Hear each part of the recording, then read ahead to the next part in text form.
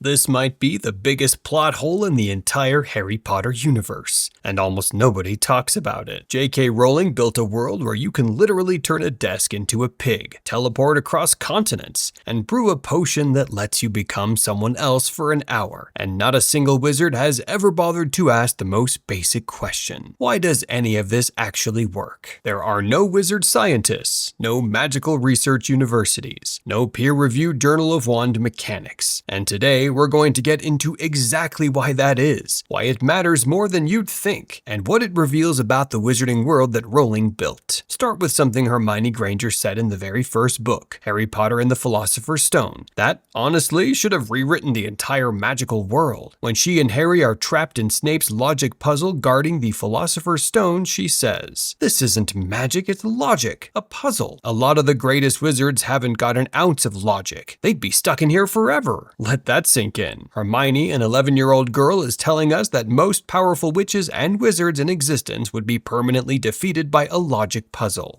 Not a dragon, not a dark curse, a logic puzzle. The kind of thing you'd find in a children's activity book at an airport. And she doesn't say it as an exaggeration. She states it as a known fact about wizarding culture. The greatest wizards don't have an ounce of logic. When you look at how Hogwarts actually educates its students, you start to understand why. Think about what Hogwarts teaches. Charms, transfiguration, potions, defense against the dark arts, herbology, divination, care of magical creatures, history of magic, all practical magical skills or magical knowledge, and that's great for producing competent wizards. But here's what people don't realize. Hogwarts accepts students at age 11, and there's no evidence that wizarding children receive any formal non-magical education before that point. They don't seem to study mathematics, critical thinking, or science as a serious part of their education. Every single wizard who didn't grow up in a Muggle household essentially stopped their conventional education at the equivalent of 6th grade. They go from learning to read and write as small children straight into 7 years of purely magical instruction.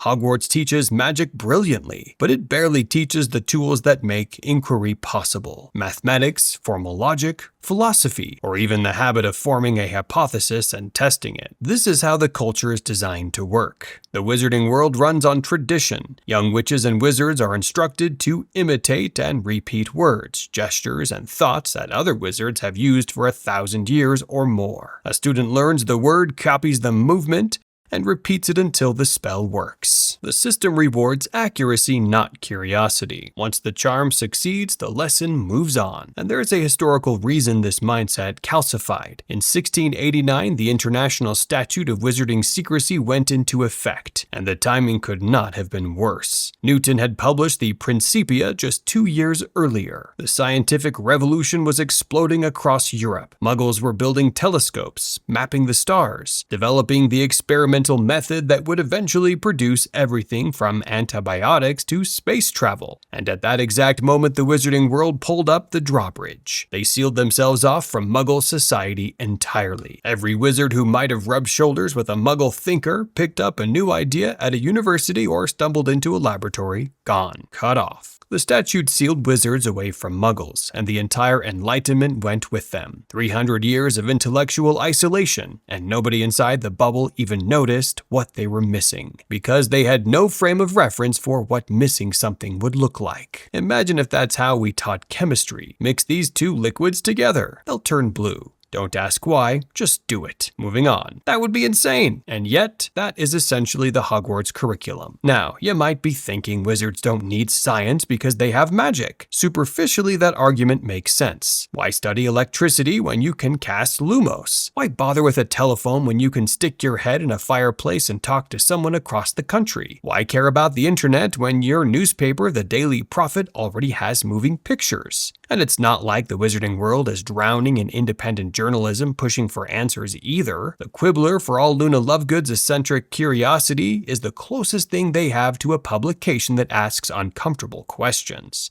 And most wizards treat it as a joke. Rowling herself made this exact argument. On the old Pottermore website, she explained that when you can summon any object with one word, communicate through fire and owls and howlers, and your newspaper already has moving images. Muggle technology, like the internet, just doesn't seem like a particularly exciting development. There's also a technical limitation. Magic actively interferes with electricity. Most Muggle electronics, including computers, radar, and bugging devices, simply don't function in environments with too much magical energy, like Hogwarts. So, even if a wizard wanted to use a computer, they literally couldn't. The magic in the air would fry it. But here's where the argument falls apart completely. Science isn't technology. Technology is just the application of scientific understanding. At its core, science is just a method. At its core, science is the discipline of asking a question, testing the answer, and changing your mind when the evidence says you're wrong. You don't need a computer or electricity to do science. Galileo did science with a telescope made of glass and metal. Newton did science by watching an apple fall. Science is a way of thinking, and there's absolutely nothing about magic that should prevent a wizard from thinking systematically about how their world works. And yet, almost none of them do. Here's an example that drives me crazy. Transfiguration. We're told it's more scientific than charm work, that it's very hard work requiring precise execution. McGonagall drills her students on precision, which implies there are rules governing transfiguration, some kind of internal logic. There's even Gamp's law of elemental transfiguration, which establishes that certain things, food being the most famous example, simply cannot be conjured from nothing. So, we know rules exist, but what determines whether you can turn a match into a needle, but not a boulder into a butterfly? Is it about mass, complexity, the magical properties of the materials involved? Nobody in the wizarding world seems to know, or if they do, they're not sharing. Dumbledore published papers in Transfiguration today. Actual academic papers, which means some form of magical scholarship exists. But it seems to exist in isolated pockets, disconnected from any broader framework. There's no unified theory of magic, no magical equivalent of physics that ties everything together. Just individual wizards occasionally writing about individual topics. And that brings us to the most fascinating institution in the entire wizarding world, the Department of Mysteries. In theory, this is the wizarding world's closest equivalent to a scientific research facility.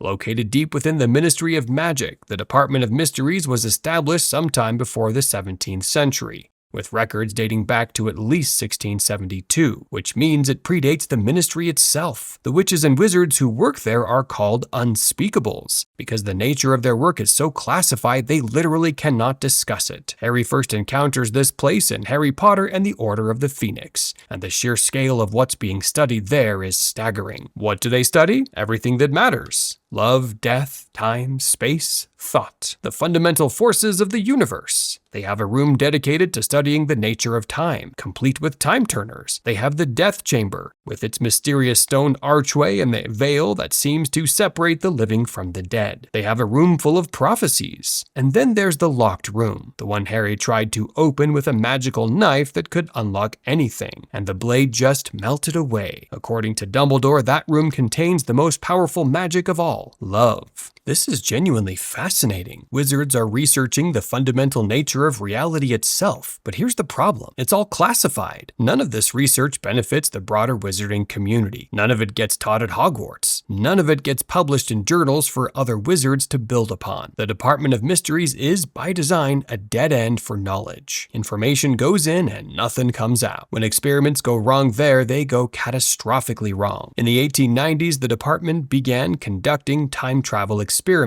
In 1899, an unspeakable named Eloise Mintumble traveled back to the year 1402, and she was trapped there for 5 days. When she finally returned to her own time, she had aged centuries and later died at St. Mungo's Hospital. But that wasn't the worst part. At least 25 people in the present simply vanished, unborn, their entire existence erased because Mintumble had interacted with their ancestors in the past. The department's response to this catastrophe? They stopped the experiments entirely. Compare that to how Muggle science handles disasters. When early nuclear experiments went wrong, scientists didn't just stop studying nuclear physics, they developed safety protocols. They built better containment. They learned from their mistakes. The Mintumble disaster should have been the beginning of a serious, rigorous study of temporal mechanics. Instead, it was the end. This pattern repeats across the wizarding world. When something goes wrong, the response is to stop doing it, lock it away, classify it, forget about it, never to understand it better. To be fair, there are individual wizards who demonstrate genuine scientific thinking. They're just rare and often underappreciated. Severus Snape is actually one of the best examples. On the very first day of his potions class, he described potion making as a subtle science, and he wasn't wrong. Potions is arguably the most scientific discipline at Hogwarts. You follow precise recipes, you measure ingredients carefully, small variations produce different results. It's basically chemistry with magical ingredients. And yet, the standard Hogwarts approach is follow the recipe in the textbook, stay on the page,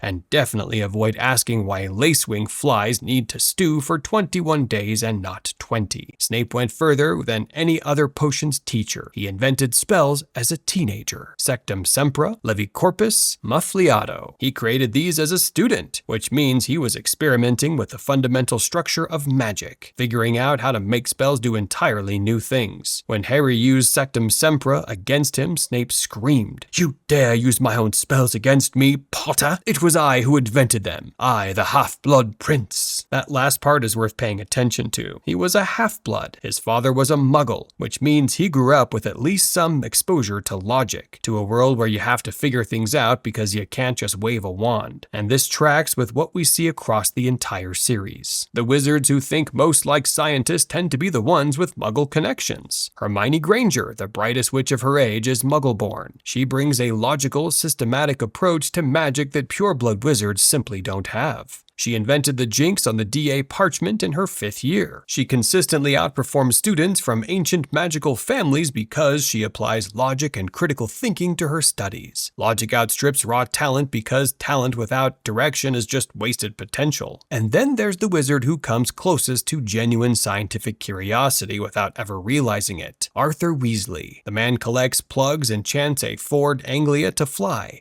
and interrogates Harry about the London Underground with the breathless excitement of someone who has just discovered fire. And the wizarding world's response to this curiosity is to make him a joke. Arthur works in the misuse of Muggle artifacts office, basically the ministry's dumping ground for anything Muggle adjacent, chronically underfunded, under-respected, treated as an endearing oddball whose hobby is tolerated the way you'd tolerate an uncle who builds model trains in the attic. The message is clear. Wanting to understand how non-magical things work is a quirky hobby, maybe even a little embarrassing. In a culture that actually valued inquiry, Arthur Weasley would be running a research department. Instead, he's the guy everyone smiles at politely. Even Dumbledore, for all his pure-blood credentials, approached magic with a curiosity that was almost scientific. He invented the Deluminator. He discovered the 12 uses of dragon's blood. He figured out how to use a Patronus as a communication device. He published academic research. But Dumbledore was exceptional, and that's precisely the point. He was the greatest wizard of his age because he thought differently from everyone else. And he's not the only one. Fred and George Weasley ran Weasley's Wizard Wheezies, and as easy as it is to dismiss that as a joke shop, what they were actually doing was product development. They were iterating on magical designs, testing prototypes, figuring out what worked and what didn't through trial and error. That's closer to the scientific method than anything being taught in a Hogwarts classroom. Similarly, Damocles Belby invented the Wolfsbane Potion, a genuinely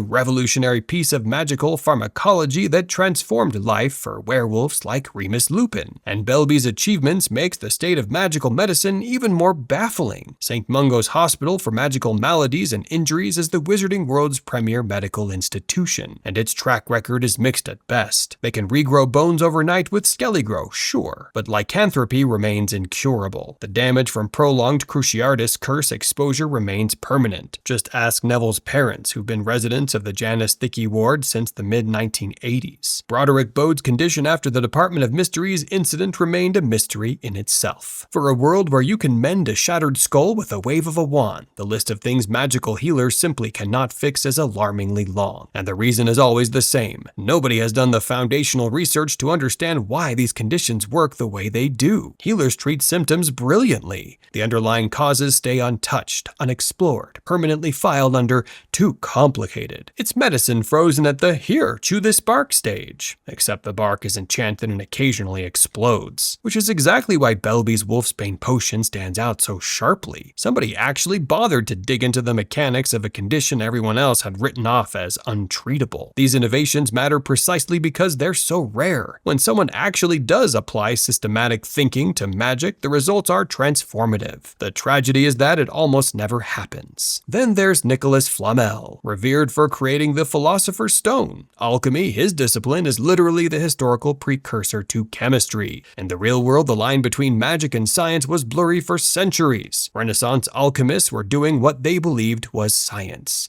The experimental method, the theory of gravitation, the foundations of modern medicine. All of these emerged from what were essentially magical philosophies. Magic and science used to be the same thing. The wizarding world just never made the transition. And consider Newt Scamander, who took a genuinely scientific approach to his work, traveling the world, documenting magical creatures, classifying their behaviors and habits, publishing his findings in Fantastic Beasts and Where to Find Them. Magizoology, as practiced by Scamander, looks remarkably like field biology. He observed, recorded, and shared what he learned, but he's remembered as an eccentric wanderer, not as the founder of a scientific tradition. Nobody built on his methodology in any systematic way. This is where it gets really interesting, because a fan fiction author actually explored what would happen if a wizard did think like a scientist. In 2010, an AI researcher named Eliezer Yudkowsky started publishing Harry Potter and the Methods of Rationality online, known in rationalist circles as HPMOR, and hugely discussed on the Less Wrong community forum,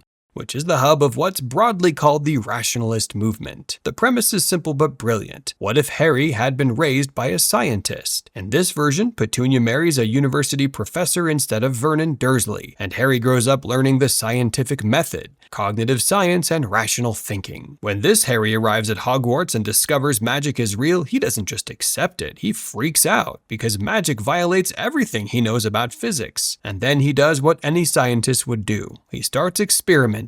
He tests hypotheses about how transfiguration works, about the limits of time travel, about the nature of magical energy. The story became enormous. A legal scholar at the Washington Post called it the best Harry Potter book ever written. Though it's not written by J.K. Rowling. It became hugely influential in Silicon Valley's rationalist community, and the reason it resonated so deeply is that it identified something genuinely broken about Rowling's world. Not broken as in poorly written, but broken as in deliberately culturally broken. The wizarding world has actively chosen not to understand itself. And maybe that's the most interesting conclusion here. The absence of wizard scientists isn't a plot hole, it's a feature. It's a reflection of a deeply conservative, tradition-bound society that values heritage over innovation, repetition over experimentation, and secrecy over knowledge sharing. Pureblood families take pride in not needing Muggle methods. The ministry classifies any research that could be transformative. Hogwarts teaches students to follow instructions, not to question them. Think about what the wizarding world could be if it embraced scientific thinking, if someone applied rigorous methodology to understanding how spells actually work at a fundamental level. The Department of Mysteries published its findings. If Hogwarts taught critical thinking alongside wand waving, you could create new spells systematically instead of accidentally. You could understand why magic interferes with electricity and maybe find a way around it. You could figure out what's actually behind that locked door. But the wizarding world doesn't want that. It never has. Before the 1800s, Hogwarts didn't even have bathrooms. Wizards just relieved themselves wherever they stood and vanished the evidence.